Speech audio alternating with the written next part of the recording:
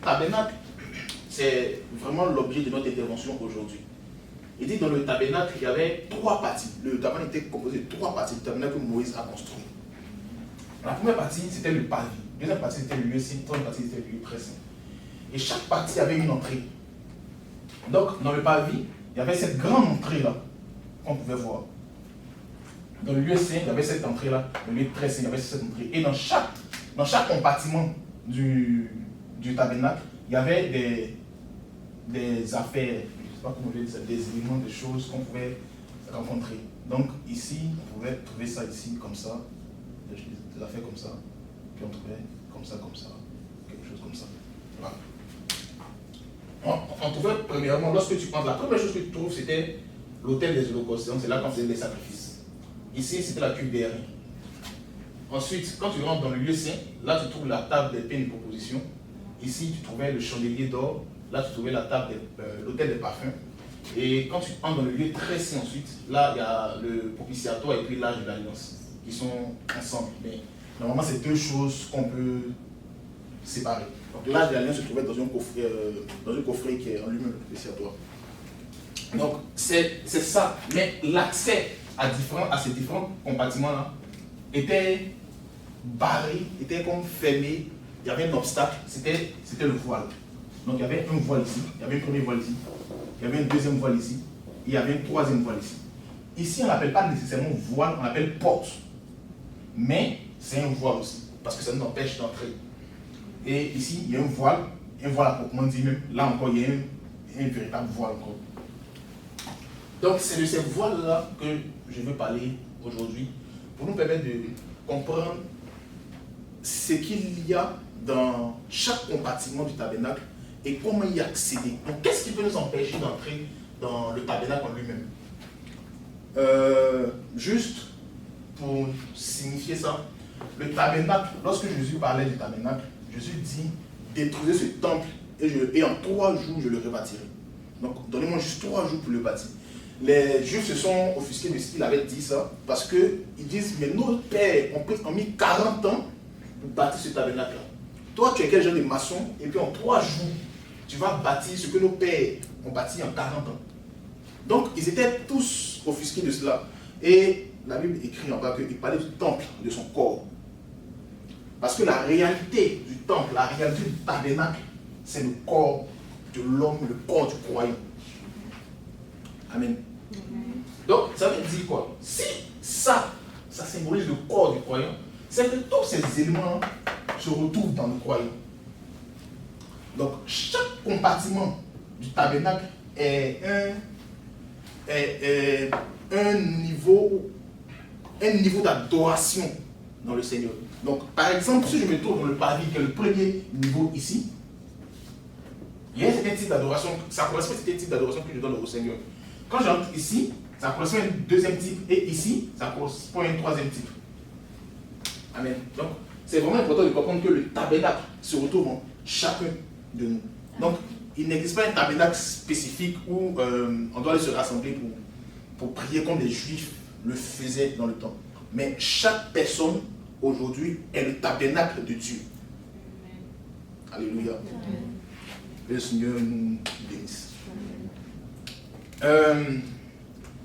Le voile en lui-même.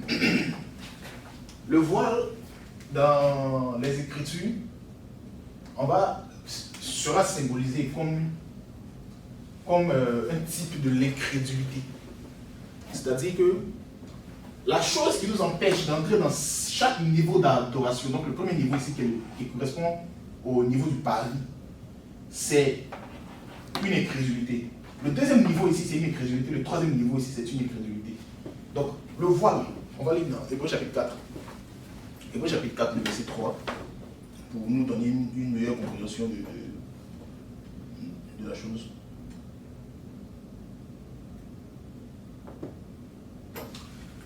Honoré, juste pour ne pas fatiguer tout le monde, est-ce que tu peux être ma lectrice aujourd'hui? Oui, Hébreux chapitre 4.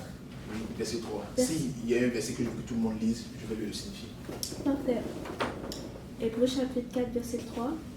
Pour nous qui avons cru, nous entrons dans le repos. C'est donc qu'il dit, j'ai juré dans ma colère ils n'entreront pas dans mon repos. Il dit cela, quoique ses œuvres eussent été achevées depuis la création du monde. Amen. Donc ici dans Hébreux chapitre 4, il dit que le fait de croire là, nous fait entrer dans le repos de Dieu, nous donne accès aux fournitures que le Seigneur a pourvues pour nous. Parce que le repos, c'est une façon d'adorer Dieu, mais sans les œuvres humaines. Le repos, dans les Écritures, quand on parle de repos, ça ne veut pas dire qu'on dort. Ça veut simplement dire qu'on adore Dieu, mais avec l'esprit, et non pas avec nos propres capacités. C'est ça que le repos. Dieu nous donne une direction claire de ce qu'il veut faire, et nous travaillons dans cette direction-là. C'est ça qu'on appelle le repos. Parce que la Bible dit, dans Genèse chapitre 3, chapitre 2, que Dieu a achevé la création, et le 7e jour, il était satisfait de ce qu'il a fait, le 7e jour, il s'est reposé. Mais la Bible ne nous dit jamais à quel moment Dieu est sorti du repos. Mais Jésus vient et Jésus dit, juste depuis la création jusqu'à maintenant, mon Père travaille. Et moi aussi, je travaille avec lui. Donc comment ça se fait que le Père il est au repos et en même temps il travaille? Parce que le repos, ça ne veut pas dire que Dieu il a fini la création et puis il a donné d'eau, il a fait autre chose. Mais ça veut dire simplement qu'il a vu. Le repos, c'est voir ce que Dieu est en train de faire. Comprendre, voir la finalité, l'objectif, et puis travailler en fonction de cet objectif-là. C'est ça qu'on appelle le repos. Amen. Donc, quand on dit que pour nous qui avons cru, nous entrons dans le repos de Dieu, ça veut simplement dire que parce que j'ai cru, parce que je comprends ce que le Seigneur est en train de faire, j'entre dans quelque chose. L'incrédulité va m'empêcher d'entrer dans les promesses que le Seigneur a fixées pour moi. Mais lorsque je crois, lorsque ma foi est touchée, j'entre dans ce que le Seigneur a pourvu pour moi. Alléluia. Amen. L'incrédulité nous empêche d'entrer dans ce que le Seigneur pourvoit pour nous. Je vais essayer de catégoriser l'incrédulité comme en 3 niveaux. Il y a comme 3 types d'incrédulité. Il y a 2 grands types, mais dans le deuxième grand type, on peut catégoriser ça comme en 2 encore. Le premier niveau d'incrédulité, c'est une incrédulité totale. Il n'y a pas de N. Ok. Il n'y a pas de... Il y a E, c'est une incrédulité. Okay. Et puis le deuxième, c'est partiel. Bon. Il y a une patte. Comment on dit? Une patte, on va dire. Ok. Donc, le premier type d'incrédulité, c'est une incrédulité totale. Le deuxième ici, c'est vraiment une incrédulité partielle. Ici, ça va correspondre aux gens qui n'ont pas accepté le Seigneur. Ça, c'est une incrédulité totale, dans la mesure où ils ne connaissent même pas le Seigneur, ils ne l'ont même pas accepté. Donc, ils sont éloignés de ce que le Seigneur veut, de ce que le Seigneur fait. Ils n'ont aucune communion, aucune connexion avec lui. Ça, c'est une incrédulité totale. Le deuxième type d'incrédulité, ou les 2 autres types ici, c'est des incrédulités où tu es dans le Seigneur. Tu as cru en Jésus, tu t'es fait baptiser, tu as reçu le Saint-Esprit, tu œuvres dans l'église, mais l'incrédulité, c'est quelque chose qui meurt au fur et à mesure. Donc, il y a un deuxième niveau d'incrédulité ici. Il y a un troisième niveau. Le premier ici, par exemple, ici, c'est un lien avec la conversion. Bon, on prend ça comme ça. Le deuxième ici, c'est un lien avec les activités du Saint-Esprit. Et puis le troisième ici, c'est un lien avec l'humanité de l'homme.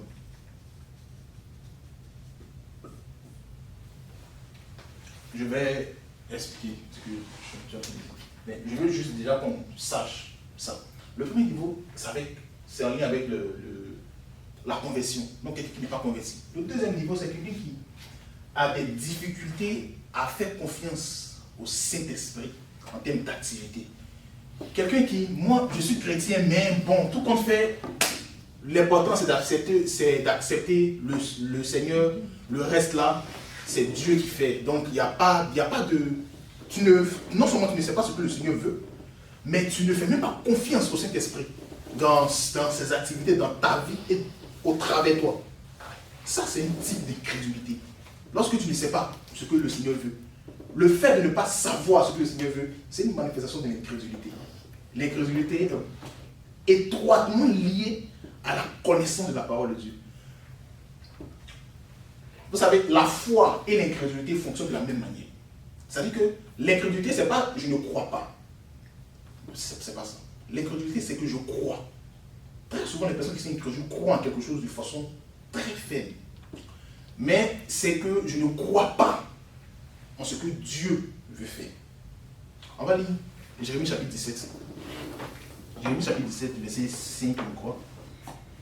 Ça va nous montrer vraiment qu'est-ce que c'est que l'incrédulité. Jérémie 17, verset 5.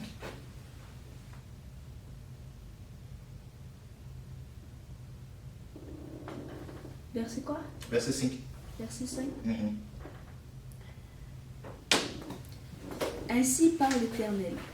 Maudit soit l'homme qui se confie dans l'homme, qui prend la chair pour son appui et qui détourne son cœur de l'Éternel. Tu peux aller jusqu'au verset 9. Il est Une comme, partie où il commence par béni soit. C'est ce verset-là que tu lis aussi. il est comme un misérable dans le désert. Il ne voit pas arriver le bonheur. Il habite les lieux brûlés du désert, une terre salée et sans habitants. Béni soit l'homme qui se confie dans l'Éternel et dont l'Éternel est l'espérance. Amen. Donc il dit, maudit soit l'homme qui se confie en l'homme, qui prend la chair pour appui et qui détourne son cœur de l'Éternel. Ça, c'est l'exemple de quelqu'un qui est dans l'incrédulité. C'est pas qu'il ne croit pas, mais qu'il ne croit pas dans le Seigneur. Donc tu peux croire en quelque chose, mais tant que tu ne crois pas dans le Seigneur, tu es simplement dans l'incrédulité. Amen. Donc, tu pourras voir comme ça des personnes qui disent, ah, mais moi j'ai la foi, moi j'ai la foi. Ces personnes-là ont la foi. Ces personnes-là, ou ces personnes croient en quelque chose, lorsque ces personnes-là disent certaines choses, parfois, tu as l'impression que ça arrive à exécution, elles croient en quelque chose. Elles ne croient pas dans le Seigneur. Le Seigneur le considère comme une personne incrédule. Amen. Amen. Donc l'incrédulité, c'est vraiment, je ne crois pas dans la parole du Seigneur. Quand on comprend que cette première partie d'incrédulité, là, c'est que je ne crois pas dans la parole du Seigneur et qu'on a besoin de connaître la parole du Seigneur pour vraiment croire en lui, ça nous emmène au sujet qu'il faut vraiment connaître exactement la parole du Seigneur pour effectivement dire qu'on croit en lui. Parce que quelqu'un qui est dans le Seigneur ici, qui a fini ce niveau-là et qui arrive à ce niveau-là, mais qui ne croit pas vraiment, ça veut dire que, pourquoi je dis qu'il ne croit pas vraiment, il n'a pas de claire compréhension de la parole de Dieu. Qu'est-ce que Dieu est en train de faire? Qu'est-ce que Dieu veut faire? Où est-ce que Dieu est en train de t'emmener individuellement? Et où est-ce que Dieu emmène l'Église de façon collective? On n'a pas de cette exacte compréhension, on n'est pas vraiment... C'est pas ça. À ce niveau-là, on croit dans le Seigneur, mais notre croyance, elle n'est pas pleine. Parce qu'il y a encore de l'incrédulité quelque part. Amen. Amen. Ici, dans Psaume chapitre 40, là, verset 3, il va dire que tu m'as enlevé de la force de destruction et tu m'as nettoyé de la boue, tu m'as enlevé dans la boue et tu as posé mes pieds sur le roc. Donc, les personnes qui sont dans l'incrédulité totale, là, ce sont des personnes qui, la Bible les définit comme les personnes qui sont dans la force de destruction. Les personnes ici, le deuxième niveau ici, les personnes qui sont dans la partie en lien avec les activités de l'esprit, ce sont des personnes ici dans 1 Corinthiens chapitre 3, 2 Corinthiens chapitre 3, verset 16 à 18, il va dire que lorsque les cœurs se convertissent et se tournent vers Christ, le voile est ôté. Se convertir ici, c'est pas je donne ma vie à Jésus, c'est pas ça. C'est-à-dire que le mot converti là, c'est pas je donne ma vie à Jésus, c'est que je me tourne vers Dieu pour recevoir de lui. Si vous cherchez l'origine du mot grec qui est là, c'est que je me tourne vers Dieu pour recevoir de lui. C'est ça le mot converti. C'est ce que ça veut dire. Donc, ces personnes-là, plus elles vont se tourner vers Dieu, plus elles vont recevoir de Dieu. Ces personnes qui ont des difficultés à faire confiance aux activités de l'esprit, plus elles se tournent vers Dieu, plus elles reçoivent de Dieu. Ici, dans Hébreux chapitre 10, verset 19, il va dire que je suis à, je pense qu'on reviendra après sur ça aussi, je crois bien. Je suis à inaugurer une voie nouvelle pour nous au travers du voile, c'est-à-dire de sa chair. Donc, la chair, si vous le lisez dans d'autres versions, il va dire au travers de son humanité. Donc, l'humanité ici, ce n'est pas en lien avec notre corps, du genre, parce que j'ai entendu certaines personnes dire non, qu'il faut qu'on meure. C'est-à-dire que mourir là, mais c'est vraiment sur le plan physique, quoi. Il faut qu'on meure, il faut qu'on souffre. Le chrétien, il faut qu'il souffre physiquement, il faut qu'il y ait les deux. Non, Jésus a souffert sur la croix pour nous autres. Amen. Jésus il a souffert sur la croix pour nous autres. Mais, on a passé par un type de souffrance. Paul dit que ce qui manque comme souffrance au corps de Christ, il l'achève dans ma chair. Donc, ça ne veut pas dire que le chrétien, il vit à l'aise comme il le veut. Il y a un certain type de souffrance auquel il n'a pas, mais c'est des souffrances qui sont en lien avec son humanité. Renoncer à sa propre humanité. Tu es homme et tu renonces à cette humanité-là pour être comme Jésus est. Alléluia. Amen. C'est vraiment ce niveau-là qui est un niveau extrêmement difficile. Vraiment, c'est vraiment difficile. Un exemple comme ça que j'aime bien, lorsque Jésus était avec la femme samaritaine, la Bible dit que quand il a rencontré la femme samaritaine, c'est marqué fatigué. Il était fatigué, donc il a vu un puits. Mais si vous lisez dans d'autres versions et que vous cherchez l'origine de ce mot fatigué là, vous allez voir que c'est marqué exténué. Il était pris d'une extrême fatigue, parce qu'il faut le dire, il fuyait quelque peu. Les gens le poursuivaient quelque part, il a fui. Donc il était très fatigué lorsqu'il arrive à ce puits-là. Et lorsqu'il arrive à ce puits-là, il commence à parler à la femme.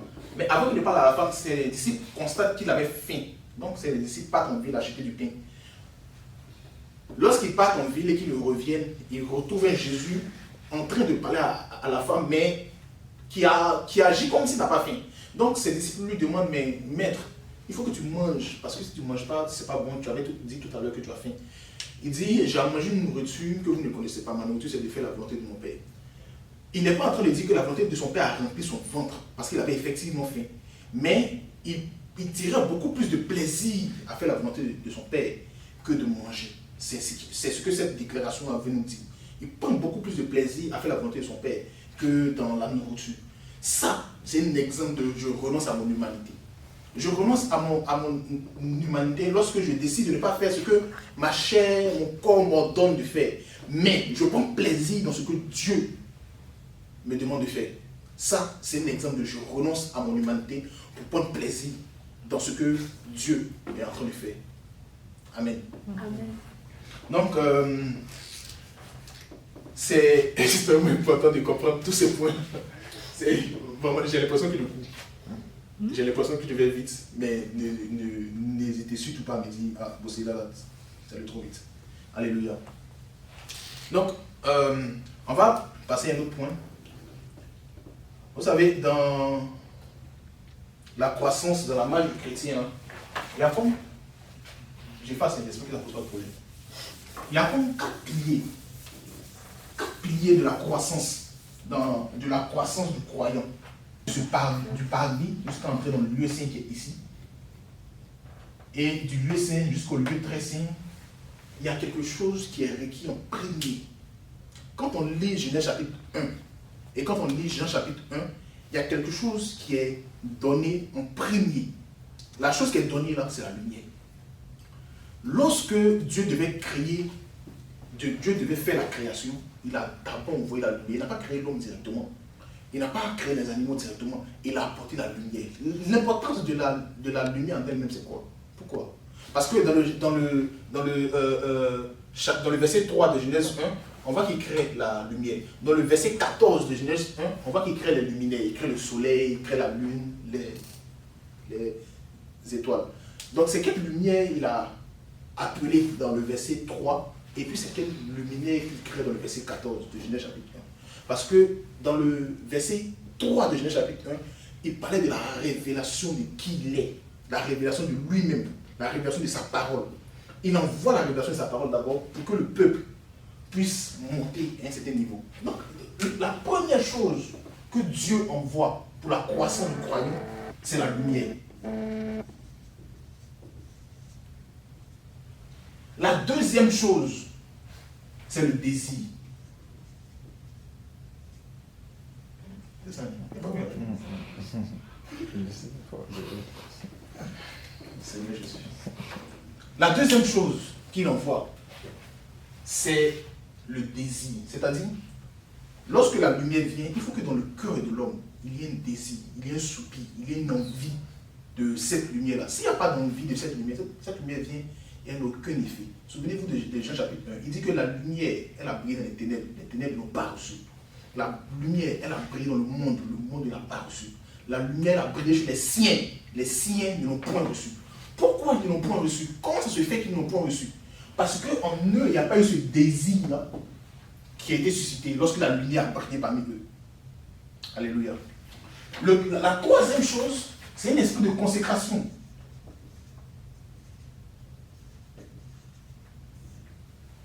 La troisième chose, c'est l'esprit de consécration. Et la quatrième chose, c'est la communion. Communion fraternelle. C'est ça. La quatrième chose, c'est la communion fraternelle. Je ne parlerai pas nécessairement des deux derniers, là, mais je vais vraiment parler des deux premiers. La lumière, elle est nécessaire pour traverser chaque voile. Donc, en termes de, je traverse l'incrédulité, je brise l'incrédulité, je me donne au Seigneur et l'incrédulité n'a aucun effet sur moi. La lumière, elle est nécessaire. Parce que la lumière te montre et te dit où tu t'en vas. Qu'est-ce que tu es en train de faire? Où est-ce que le Seigneur veut t'emmener? Dans Jérémie chapitre 24, il dit, je connais, Jérémie chapitre 27, il dit, je connais les projets que j'ai formés pour toi, projets de paix et de bonheur, afin que tu aies de la vie et que tu aies de l'espérance. Donc, il nous faut connaître les projets de Dieu pour que nous puissions jouir de sa vie, pour que nous puissions avoir de l'espérance. Si on ne connaît pas les projets de Dieu, c'est impossible qu'on ait la vie. On serait juste un chrétien lambda et puis les hommes du monde vont marcher sur nous. Ils vont se dire, mais vous priez un Dieu, apparemment il n'a aucun effet. Parce que vous depuis longtemps, vous me dites Jésus, mais voilà quoi, ça fait 2000 ans aujourd'hui, il a dit qu'il viendra, il n'est pas venu, machin, et puis tout ça. Mais lorsque tu connais exactement ce que le Seigneur est en train de faire, aucun homme ne peut venir te prendre, te mettre là où il veut, te dire ce qu'il veut. Parce que tu as fermé, il dit qu'il a posé nos pieds sur le roc. Tu as fermé, tu sais ce que le Seigneur est en train de faire. Tu ne trembles pas lorsque les gens parlent de non, il y a la troisième guerre mondiale. Tu ne trembles pas lorsque les gens parlent de non, il y a récession. Tu sais exactement ce que le Seigneur est en train de faire, comme les fils d'Issachar. La Bible dit qu'il savait ce que Dieu était en train de faire. Il connaissait les temps et les saisons. Donc, il ne pouvait pas trembler. Il est important de connaître les temps et les saisons. Prenez l'exemple de Joseph. Joseph, 14 années divisées en deux. 7 années d'abondance, 7 années de disette. Je pense que c'était un Ivoirien lambda, parce que je connais bien les Ivoiriens. Dans les 7 années d'abondance, si le type, il était dans les 7 années d'abondance, il va dépenser tout en fait. C'est-à-dire que il ne fera aucune épargne. Vous n'êtes pas d'accord avec moi? Ok, d'accord. Mais quelqu'un qui n'est pas averti sur ce que Dieu est en train de faire, dans les 7 années d'abondance, mais c'est sûr qu'il va dépenser tout le blé qu'il avait. Parce qu'il se dit, ben écoute, on est dans une année de grâce, on est encore, à chaque année, ça sera la grâce, ça sera la grâce. Mais Joseph savait ce que le Seigneur était en train de faire. Il savait où le Seigneur partait. Donc, quand il était dans les 7 années d'abondance, il ne vivait pas comme étant quelqu'un d'inconscient. Il savait ce que le Seigneur voulait. Donc, la lumière, elle est nécessaire, elle est importante. Deuxième niveau, le désir, la soif, l'envie, le feu, le zèle. La Bible dit que quand Jésus s'est révélé à Jean, dans Apocalypse chapitre 1, il dit qu'il y avait un point, une caractéristique très importante. Il dit que ses pieds étaient comme de l'airain poli, qui était ardent, de l'airain ardent. Son pied était comme de l'airain ardent. Ça parlait du zèle. Il y avait un zèle bouillonnant en lui. Il ne se laissait pas éteindre. Non, comme j'ai prié aujourd'hui 30 minutes, demain j'ai prié 5 minutes, tout comme fait, je suis un homme, je ne vais pas trop forcer. Non, il avait du zèle pour Dieu. On a besoin de cela. Alléluia.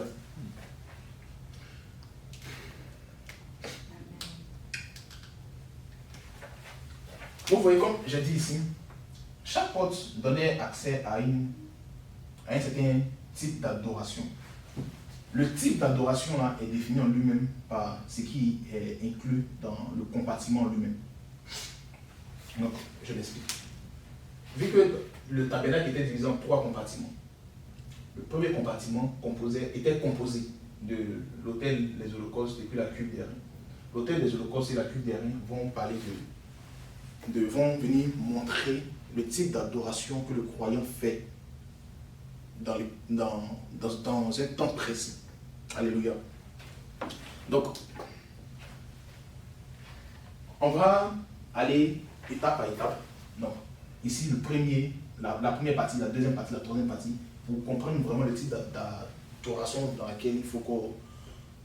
laquelle on est premièrement, et puis où nous sommes en train de partir, pour vraiment avoir une pensée, une vision très claire de ce que le Seigneur est en train de faire. Amen. C'est vraiment important pour nous, les croyants aujourd'hui. Donc, permettez-moi de dessiner ça un peu ici au centre. Donc, je vais le dessiner autrement. Ok. Ici, quand on entre dans le lieu, vraiment, excusez-moi, c'est vraiment un message qui est rempli de symboles et d'images. Donc, je ne vais pas entrer dans toutes les images et les symboles. Je vais faire certaines déclarations sans toutefois qu'on les lise. Et peut-être même que je ne me rendrai pas compte. Donc, si jamais à la fin, j'ai fait des déclarations et puis on veut vérifier ce que j'ai dit, on me dit juste, je vais donner les références et puis, voilà, il n'y a pas de souci. Alléluia. Ici, dans le parvis, la porte du parvis, premièrement, ce qu'il faut comprendre, c'est que le tabernacle en lui-même, le temple de Dieu, tout le monde avait accès à ce temple-là, dans une certaine mesure. C'est-à-dire que tout le monde avait accès au parvis. Mais tout le monde n'avait pas accès à l'ensemble du temple. Ici, c'était les sacrificateurs seulement qui avaient accès au lieu saint. Et le lieu très saint encore, c'était uniquement que le souverain sacrificateur. Donc, une personne lambda, par exemple, comme ça, moi, je suis pas juif. Si j'étais dans le temps là, à Jérusalem, je pouvais avoir accès ici. N'importe quel juif, à partir du moment où je vais offrir un sacrifice, je peux entrer, j'offre mon sacrifice aux dieux juifs. Mais quand il va s'agir d'entrer dans le lieu saint ici, même les juifs eux-mêmes, ce n'est pas tous qui ont accès à cet endroit ici. Amen. Okay. Donc ici, cet endroit-là où tout le monde avait accès, il y avait une caractéristique, c'était que la porte était très large. La porte faisait environ 2 mètres 3 de haut, et puis elle faisait 9 mètres de large. Une porte vraiment très large, pour dire que le Seigneur a besoin que tout le monde puisse entrer. Il appelle l'humanité à entrer dans l'adoration que lui-même veut. Donc, quitter de ce niveau d'incrédulité totale ici, où il y a le monde, où tout le monde est, lorsqu'on n'a pas accepté le Seigneur, jusqu'à entrer ici, qui est, quand bien même que c'est une incrédulité partielle, mais au moins c'est mieux qu'une incrédulité totale. Ici, les piliers de l'entrée ici là étaient soutenus par des bases, si je ne dis pas, c'est ça, des bases d'airain. Il y avait de l'airain sous les piliers ici. L'airain là, pour dire que le salut que le Seigneur nous offre, c'est un salut qui est digne de confiance. L'airain, c'est un matériel très solide. C'est digne de confiance. Et lorsque tu viens ici, la première chose que tu entres, c'est l'autel des holocaustes.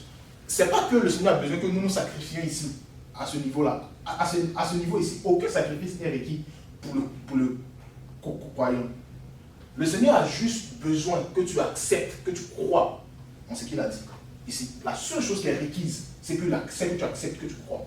On va lire un passage dans Luc chapitre 1, verset 78 à 79. Luc chapitre 1, verset 78 à 79.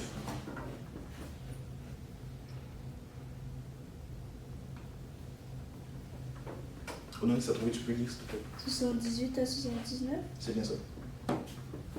Grâce aux entrailles de la miséricorde de notre Dieu, en vertu de laquelle le soleil levant nous a visités d'en haut, pour éclairer ceux qui sont assis dans les ténèbres et dans l'ombre de la mort, pour diriger nos pas dans le chemin de la paix. C'est ça. Amen. Merci beaucoup. Donc, grâce aux entrailles de la miséricorde, le soleil d'en haut nous a visités. Il y a d'autres versions qui disent l'Orient d'en haut. L'Orient, c'est-à-dire que l'Orient, c'est l'Est, c'est ça. L'Est d'en haut nous a visités. Parce que cette porte-là, elle était construite à l'Orient. Elle était construite à l'Orient, c'est un peu symbolique dans le sens où le voyage du croyant est symbolisé un peu comme un voyage de l'Est vers l'Ouest. Quand on lit dans les Écritures, ça paraît. Donc, le souverain sacrificateur, le jour de l'expiation, il avait une traversée qu'il faisait, qu'on appelle la traversée du sacrificateur. Il quittait du lieu du paradis jusque dans le lieu très saint, une fois par année. Et ça, c'était la traversée du sacrificateur. Donc, comme s'il quittait de l'Est pour aller jusqu'à l'Ouest. C'est un peu ça. Donc, il dit, le soleil de l'Orient céleste, l'Orient d'en haut, nous a visité. L'Orient, pour parler de le salut de Dieu, nous a visité. Ceux qui étaient dans la vallée de la mort ont vu venir sur eux une grande lumière. Parce que ceux qui sont ici, ce sont eux qui sont dans la vallée de l'ombre de la mort. C'est ceux qui sont dans la force de destruction. C'est qu'ici, tu ne peux pas être dans la force de destruction. Mais quand tu passes ici, le voile qui se situe ici, là, c'est le voile de l'incrédulité par rapport aux œuvres que le Seigneur a fait pour nous sur la croix. L'autel, les holocaustes que tu vois ici, c'est un autel qui symbolise la croix sur laquelle Jésus-Christ est mort. Et ça nous décharge de l'esprit de culpabilité. Ça nous enlève, l'esprit d'accusation. Ça nous décharge, ça nous libère de cet esprit-là. Donc le Seigneur ne peut pas accepter quelqu'un qui veut faire le service avec un esprit de culpabilité. La première chose, le préalable, le béaba pour servir Dieu, c'est que ton esprit soit libre de tout ce qu'il y a comme accusation. Je ne suis pas en train de dire que tes actes sont corrects. Tes actes doivent être corrects, oui. Mais ce que le Seigneur va venir redresser premièrement, c'est ton esprit. Tu ne peux pas être chrétien ou croyant et être encore dans les accusations. Parce que le diable, il est fort. Lui, c'est son... En fait, il a fait les études pour ça. Il est bon dans ça. Dans le domaine d'accusation. Il sait accuser les gens. Mais le Seigneur dit qu'à la croix, j'ai ôté tout ce qui avait la possibilité d'accuser devant moi. Donc, crois simplement cela. Et quand tu croiras, tu verras que tes actes vont changer. N'essaye pas de changer tes actes. Essaie de croire. Crois d'abord. Lorsque tu croiras, tes actes vont changer. Donc, c'est le premier message qui est donné lorsqu'on entre. Donc, le type d'adoration qui est donné ici dans le pavé est dominé principalement par ça. Par le fait de croire dans ce que le Seigneur a fait pour nous ôter de tout esprit de culpabilité. Si aujourd'hui on lutte encore avec les esprits de culpabilité, non, comme j'ai fait ceci, c'est que Dieu ne m'aime plus, donc il faut que je prie, donc il faut que je jeûne pour que Dieu m'aime. Dieu n'est pas dans ce genre de tic-tac, de ping-pong. Non, non, non. Dieu t'aime, il t'aime. Donc, ce n'est pas aujourd'hui parce que tu as fait quelque chose de bien que le Seigneur t'aime et demain tu as fait quelque chose de mauvais, donc Dieu ne t'aime pas. Non, il t'aime, il t'aime. Lorsque tu acceptes cette pensée, lorsque tu l'acceptes, tu commences à être équipé pour faire l'œuvre de Dieu. Mais le dire comme ça, c'est simple, mais c'est une révélation de Dieu. C'est Dieu qui peut te révéler que lui, il t'a déchargé de tout fardeau. Moi, je peux le dire, et puis ça va être juste des mots dans nos oreilles. Mais lorsque le Saint-Esprit vient à ton cœur, peut-être pendant que je suis en train de parler, peut-être que quelqu'un d'autre est en train de parler, peut-être que quand tu es simplement toi-même en train de lire ou en train de prier, lorsque le Saint-Esprit vient te dire, je t'ai déchargé de tout fardeau, arrête de te culpabiliser. Ça, c'est la révélation de Dieu qui donne la vie. Amen. Premier type d'adoration, en lien avec l'esprit de culpabilité. Il nous faut croire. Il nous faut croire dans ce que le Seigneur dit. Le deuxième élément qu'on trouve dans le pavé, c'est la cuve d'airain. La cuve d'airain, c'est un élément que j'aime particulièrement. C'est un peu comme un récipient en airain, bien entendu. Il y a de l'eau à l'intérieur et c'est fait de sorte à ce que le fond là, tu puisses te voir. Donc le fond, c'est un peu comme un miroir. Donc lorsque le souverain sacrificateur devait faire le service, lorsque le sacrificateur devait faire le service, lorsqu'il entrait, il venait se laver ici, se purifier ici, à la cuve d'airain, et puis il commençait à faire le service. Ici, la cuve d'airain, là, elle va symboliser le miroir dans lequel on se mit, dans lequel on voit ce que nous sommes. Mais c'est au travers de la parole. Donc, le miroir symbolise la parole. L'eau symbolise la parole aussi, mais de deux manières différentes. Le miroir va symboliser la parole pour te montrer qui tu es dans la parole. L'eau va te montrer que tu es pur. L'eau va parler de la purification, le miroir va parler de qui tu es.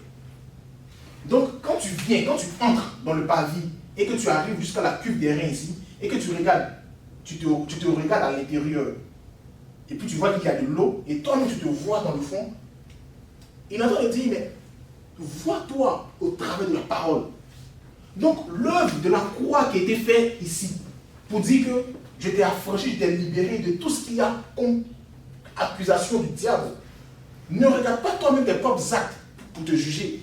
Regarde-toi au travers de la parole. Regarde-toi comme il t'est indiqué dans la cuve des reins ici. Regarde-toi de même. Et puis, sois transformé. Pendant que tu te regardes ici, tu seras transformé. C'est ce que 2 Corinthiens chapitre 3, verset 18 dit. Pendant que tu regardes, tu es transformé. Alléluia. Ça, c'est le premier niveau d'adoration ici, qui est en lien avec notre foi, qui est en lien avec l'esprit de culpabilité, qui est en lien avec comment est-ce qu'on se voit. À ce moment-là, tu commences à te connaître toi-même. À ce moment ici, là, tu commences à te connaître toi-même. Tu commences à savoir qui tu es dans le Seigneur. Très souvent, on est de nouveau, puis on ne sait pas qui nous sommes. Mais quand tu te regardes dans le miroir ici, quand tu te regardes dans la cuve des reins, tu commences à savoir qui tu es. La cuve des reins, c'est la parole de Dieu. Ce n'est pas la prédication de quelqu'un. Non, la cuve des reins, c'est la parole de Dieu. On peut écouter les prédications de tout le monde. Si on ne regarde pas nous-mêmes, on ne plonge pas nous-mêmes, nous regarde la parole de Dieu, on ne peut pas savoir qui nous sommes. Alléluia. La cuve des reins, c'est la parole de Dieu. Quand on passe ce niveau-là et qu'on arrive ici, il y a 3 fournitures, 2 fournitures. Il y a 2 à la vérité. Mais je vais dire qu'il y a 3. C'est-à-dire, il y a un ici comme ça aussi, et puis il y a quelque chose ici comme ça. Donc ici c'est le chandelier, ici c'est la table de paix et de proposition, et puis c'est l'autel des parfums. Donc je dis, il y a 2 à la vérité parce que celui-là, c'est pas sa place qui est là. Normalement sa place c'est ici. Normalement lui il doit être ici. Mais le problème, c'est que ici là il y a des parfums. Donc à chaque fois il faut changer les parfums, il faut remettre les parfums. Alors que le souverain sacrificateur ne peut pas entrer ici à tout temps. Donc chaque ne peut pas entrer pour changer. Donc il est obligé de laisser la table des parfums ici, juste pour changer. Mais lorsque on vient dans Hébreux chapitre 9, il nous montre sa exacte place, qui est dans le lieu très saint ici.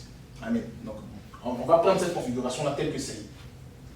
Quand on entre ici, à ce moment-là, on a la Bible. La Bible désigne la personne qui est entrée ici comme de 2 manières. Premièrement, elle le désigne comme étant un aigle qui vole. Et deuxièmement, elle désigne la personne qui est entrée ici comme étant un esclave. Ici, c'est uniquement que les sacrificateurs qui sont habilités à y entrer. Ce n'est pas n'importe qui, ce n'est pas juste un lévite, ou ce n'est pas juste un israélite, ou ce n'est pas juste un homme qui y entre. C'est un sacrificateur. Le travail des sacrificateurs, c'est d'offrir des sacrifices. On est d'accord? Le travail des sacrificateurs, c'est d'offrir des sacrifices. Romains chapitre 12, verset 2, dit, offrez votre corps comme un sacrifice vivant. Donc, quand on entre ici, c'est pour s'offrir nous-mêmes. Celui qui s'offre lui-même, c'est l'esclave. C'est quelqu'un qui s'est donné lui-même pour mission de se donner entièrement à Dieu. Petit bémol, se donner entièrement à Dieu, ça ne veut pas dire lâcher ses études. Voilà. Ça ne veut pas dire lâcher sa famille aussi. Mais c'est se consacrer entièrement pour faire ce que Dieu veut faire. Peut-être c'est dans ton travail, peut-être c'est au bureau, peut-être c'est juste dans la rue lorsque tu entres, lorsque tu prends ton bus, lorsque tu marches. Peut-être c'est même chez toi, et c'est là, c'est même peut-être, c'est sûr, chez toi premièrement, ta famille premièrement. Ensuite, c'est lorsque tu marches, les frères de l'église, peu importe. Peut-être c'est là. Mais lorsque tu te dédies entièrement, tu dis Seigneur, je veux faire ton œuvre. Je veux faire ton œuvre. Donne-moi, permets-moi de faire ton œuvre. Permets-moi de faire ton œuvre. Et ce n'est pas que des paroles, mais tu te donnes les capacités pour le faire. Tu donnes les opportunités pour le faire. À ce moment-là, tu te désignes un peu comme un esclave de Dieu. Tu n'as plus de volonté toi-même. Ta volonté, c'est la volonté de Dieu. Ici, ce qui te permet de pouvoir franchir ce voile-là, c'est la connaissance de qui tu es. La connaissance de qui tu es va t'emmener dans ce lieu ici. Dans ce lieu-là, la source de lumière, c'était le chandelier. Le chandelier, c'était c'est le symbole du Saint-Esprit. Donc, c'est ici le symbole où le lieu de quelqu'un qui est conduit, ou le type d'adoration qui est donné ici, c'est un type d'adoration qui est lié avec la marche par le Saint-Esprit. On marche uniquement que par le Saint-Esprit, non par nos désirs, non pas par nos je vois, j'ai calculé, je pense que c'est ça. Non, non, non, non. On marche uniquement que par le Saint-Esprit. David était un homme vaillant. Il était entouré d'hommes vaillants. Ces hommes disent, donne seulement un seul mot, on est capable de traverser tout le camp ennemi pour aller chercher de l'eau pour que tu puisses boire. On est prêt à mourir pour toi. Des hommes qui étaient exercés à la guerre. La Bible dit que le type, il a pris son épée, il s'est battu jusqu'à ce que ça mette son épée comme un. C'est pas possible, c'est compliqué, c'est difficile. C'est des gens qui étaient aguerris. Mais à chaque fois que David devait partir à la guerre, David dit, Seigneur, qu'est-ce que je dois faire aujourd'hui? C'était quoi le plan de bataille? Il ne disait pas, hier je me suis battu contre ce groupe-là, je sais que je les ai pris à revers, aujourd'hui si je refais la même chose, ça pourra marcher. Demandez toujours, Seigneur, qu'est-ce que tu veux que je fasse aujourd'hui? Seigneur, c'est vrai que la situation précédente, là, lorsque j'ai fait ceci, j'ai fait cela, ça a marché. Mais pour cette fois encore, je viens vers toi. S'il te plaît, donne-moi un peu de ta connaissance, un peu de ta sagesse. Donne-moi de toi. Ça, c'est la vie de quelqu'un qui est dans le lieu saint ici. Le chandelier qui est le symbole du Saint-Esprit, la table des pays de proposition qui est le symbole de la parole, qui mange la parole, il commence à savoir qui il est. Il commence à savoir qui il est. Il commence à vivre qui il est. Amen. Il commence à vivre qui il est. Ici, il ne prie pas encore parce que l'autel des affaires ici, c'est le symbole de la prière. Apocalypse chapitre 12, chapitre 8, verset 3. Ça le dit. Mais il ne commence pas à prier encore en tant que tel parce que ce n'est pas la vraie place. La vraie prière là, elle n'est pas faite ici. La vraie prière là, elle est faite ici. Je ris parce que je me dis, mais attends, bon, moi-même qui parle là, et si je suis peut-être ici, est-ce que ça veut dire que je ne prie pas vraiment? Est-ce que ça veut dire que je ne prie pas vraiment? Non, je prie. Mais la vraie prière, elle est faite dans le lieu très saint. La vraie prière, elle est faite dans le lieu très saint. La prière, c'est la véritable adoration de Dieu. La véritable adoration de Dieu. Quand tu lis dans l'Apocalypse, il dit qu'à chaque fois, les 24 vieillards et les 4 divins adressaient des prières à Dieu. Et les prières qu'ils adressaient à Dieu, parfois, ce n'est même pas des prières longues. C'est juste une phrase. Saint, Saint, Saint est l'Éternel Dieu Tout-Puissant. Toute la terre remplie de sa gloire. Ça, c'est une prière, ça. Ils font ça d'une nuit de jour. Parce que ça, c'est la véritable prière de Dieu. Donc, ça se retrouve ici. Alléluia. On se comprend, est-ce qu'on se suit? Parce que ça reste juste ce compartiment ici. Le troisième compartiment est en lien avec notre humanité. C'est à ce niveau-là que l'homme est transformé. Il n'y a qu'un seul élément ici. Le seul élément qu'il y a ici, c'est, on peut dire deux, comme je l'ai dit, on peut dire deux, mais c'est, on va dire un seul, c'est l'âge de l'alliance avec le propitiatoire. Mais tout ça là, ça parle d'un corps qui est transformé, un corps qui a changé. Vous savez, lorsque le Seigneur Jésus-Christ est mort, qu'il est ressuscité, la Bible dit qu'il s'est présenté à ses disciples. Et puis, ses disciples ont eu peur. Et il leur a dit, non, n'ayez pas peur, venez toucher moi. Parce que les gars pensaient que le type, c'était vraiment un esprit et tout. Parce que c'est pas la première fois aussi qu'il se comporte comme étant un esprit. Une fois, le gars était sur l'eau, le type a marché sur l'eau. Le gars, il est un peu imprévisible. Donc, on ne sait pas qu'est-ce qu'il peut faire. Donc, il s'est présenté au milieu d'eux, les types ont eu peur. Il a dit, mais touchez-moi, l'esprit n'a pas de corps. Un esprit n'a pas de chair, un esprit n'a pas d'os. Il dit, mais comment ça se fait que tu n'es pas un esprit alors qu'on t'a vu mourir? Il y a 3 jours, tu as passé 3 jours dans le tombeau. Donc normalement tu devrais être décomposé et tout. Comment ça se fait que tu es là? C'est quel corps tu as? Et ce corps-là, c'est le corps qui est décrit ici dans le lieu très saint avec le propitiatoire. Un corps qui est transformé, un corps qui est changé.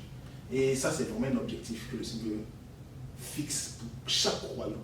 Le Seigneur veut que les croyants l'adorent, mais les croyants ne peuvent pas l'adorer avec le corps faible dans lequel nous sommes. Dans Romains chapitre 7, il dit que misérable est celui qui me délivrera du corps de cette mort. Donc Paul dit, mais je veux être changé, mon corps me fatigue, mon corps m'empêche de vraiment prier. À chaque fois que je veux prier, il arrive un moment où je commence à être fatigué. Il arrive un moment où je ne veux pas vraiment prier parce que mon corps a des désirs. Mais il y a un corps que le Seigneur veut qu'on revêt. il y a des capacités que le Seigneur veut qu'on révèle, qui vont nous permettre de rester constamment dans sa présence et être constamment rempli de lui. À ce moment-là, lorsqu'au fur et à mesure qu'on renonce de notre humanité, le Seigneur nous donne la possibilité de nous ressembler entièrement tel qu'il est, tel nous sommes. On va lire 1 Jean, je pense qu'on terminera sur ça. 1 Jean, chapitre 3, verset 2.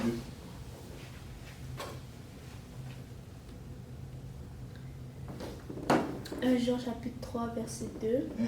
Bien-aimés, nous sommes maintenant enfants de Dieu et ce que nous serons n'a point encore été manifesté. Mais nous savons que lorsque cela sera manifesté, nous serons semblables à lui parce que nous le verrons tel qu'il est. Nous serons semblables à qui? À lui. Lui, c'est qui? C'est à Dieu. Ah, nous serons semblables à Dieu. Mais comment ça se fait qu'on peut être semblable à Dieu? Comment ça se fait qu'on peut voir Dieu et être dans sa présence sans être carbonisé? Parce que c'est comme on l'a vu le mardi dernier, même des esprits, pas Dieu lui-même, les esprits, lorsque tu les vois, tu peux perdre la vie. Comme on l'a vu avec Daniel, on l'a vu avec Ézéchiel, on l'a vu avec Jean lui-même, on l'a vu avec Moïse. Donc, si tu vois Dieu, tu mourras. Comment ça se fait que toi, homme, tu as la possibilité de voir Dieu sans que tu meurs? Ce n'est pas juste par le fait que tu acceptes le Seigneur comme ça. Non. Ça requiert un changement important dans le corps de l'homme, dans l'être tout entier de l'homme. Donc, savoir que notre adoration, notre conversion, ce n'est pas juste parce que je me suis convaincu juste comme ça. Donc, on aime Dieu et que lorsque je mourrai, je serai avec Dieu au paradis. Et puis on pense au fait. Non. C'est Dieu veut transformer nos corps. Quand tu acceptes le Seigneur ici, le Seigneur te parle de qui tu es. Et ce que nous sommes n'a pas encore été manifesté. Donc nous sommes quelque chose lorsqu'on accepte le Seigneur. Ce quelque chose-là, peut-être qu'on n'a pas encore conscience, mais plus on se regarde dans la cuve des reins, plus on se regarde dans la parole, plus on voit qui nous sommes. Quand on arrive dans le lieu saint ici, on commence à vivre ce que nous sommes. Mais ce n'est pas encore exactement ça, parce que quand tu regardes dans Actes, chapitre 3, chapitre 4, les apôtres étaient remplis du Saint-Esprit au chapitre 2. Au chapitre 4 encore, ils demandent Seigneur, remplis-nous du Saint-Esprit. Comme ça, chaque fois, ils se remplissaient, ils se vidaient, ils se remplissaient, ils se vidaient. Mais il va arriver un moment, et ce moment-là, c'est ici, où tu es constamment rempli du Saint-Esprit. Tu n'as pas besoin d'aller prendre des jours de jeûne, de consécration, de prière pour dire Seigneur, remplis-moi. Parce que tu seras rempli perpétuellement. Amen. Un corps qui est rempli perpétuellement du Seigneur, c'est un corps qui est transformé. Je sais de quoi je parle parce que je connais des gens qui ne sont pas chrétiens, des chrétiens, des personnes qui sont juste occultistes. Qu'est-ce qu'ils m'ont dit? Ils disent que dans le monde occulte, pour faire des miracles, ça demande de l'énergie. Et quelqu'un qui fait des miracles, comme le type à qui je parlais, c'est quelqu'un qui a fait apparaître de la nourriture devant les gens pour que les gens mangent. Juste il a pris un plateau, il a soulevé comme ça, il a prononcé des paroles dessus, et puis il a donné. Il dit, mais quand il a fini de faire ça, ce qui s'est passé juste après, c'est qu'il a eu besoin de dormir pendant longtemps pour retrouver, ne serait-ce que sa force humaine, ne serait-ce que ça. Vous voyez, juste pour ce genre de truc pour manger, juste là, le type il a dépensé tant d'énergie. Donc, imaginez un peu porter la gloire de Dieu elle-même de façon permanente. Ça demande de la force. Ça demande une grande force. Et cette force-là nous est donnée uniquement que par le Saint-Esprit. Donc, le voile ici, c'est au fur et à mesure qu'on renonce de notre humanité. On se débâtit nous-mêmes de notre humanité. Seigneur, je veux être comme toi. Au lieu d'être comme moi, au lieu de rester comme je suis, non, je veux être comme toi. Apprends-moi à être comme toi. Révèle-moi qui tu es. Révèle-moi comment vivre comme toi tu vis. Il dit, Jésus dit, je ne fais rien de par moi-même, je fais tout ce que je vois le Père faire. Montre-moi ce que tu fais dans ma vie et je ferai la même chose aussi sur la terre. C'est ça, la prière de quelqu'un qui est ici, qui est sur le point d'entrer dans le lieu très saint. Alléluia. Donc, rappelle, tous ces endroits-là ne sont pas à l'extérieur, c'est vraiment en nous, mais c'est des types d'adoration. Donc, quand tu es ici, ça correspond simplement à un type d'adoration. Tu es ici, ça correspond à un type d'adoration, ici, ça correspond à un autre type d'adoration. Que le Seigneur nous donne de pouvoir entrer dans les niveaux le plus profond d'adoration que lui-même, il a. Que lui-même, il a pourvu pour nous. Ici, là, dans l'entrée, ici, là, juste un de mes trucs, dans l'entrée, ici, il y avait 2 chérubins sur le voile. Les chérubins, là, ça rappelait les chérubins de Genèse, chapitre 3, lorsqu'il dit qu'il a mis 2 chérubins pour protéger l'accès du jardin, lorsque Adam a été chassé du jardin. Ces chérubins-là, ce n'est pas les chérubins de gens, ils veulent empêcher l'homme d'entrer. L'homme ne peut même pas entrer, pour dire qu'on empêche d'y entrer. Mais les chérubins qui étaient mis devant le jardin, c'était pour garder l'entrée du paradis. Ils ont gardé jusqu'à ce qu'au moment où Jésus était prêt, lorsque Jésus était prêt, lorsque Jésus est venu, il a déchiré le voile pour que tout le monde puisse entrer. Il dit qu'il a inauguré une voie nouvelle. Il a inauguré une voie nouvelle. On va lire ça et puis on va s'arrêter sur ça. Alléluia. Hébreux chapitre 10, verset 19. On lit et puis on va juste prier, puis on s'arrêtera sur ça pour aujourd'hui. Hébreux chapitre 10, verset 19.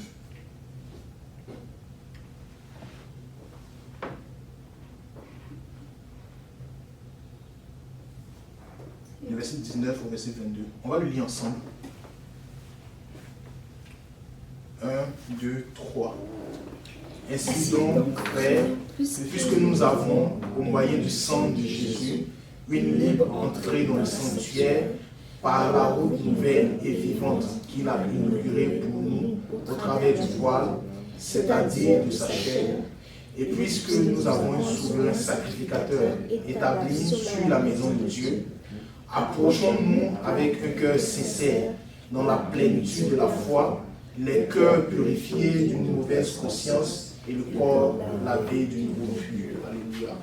Que vraiment le Seigneur nous donne de pouvoir emprunter cette route nouvelle qu'il est devenue pour nous.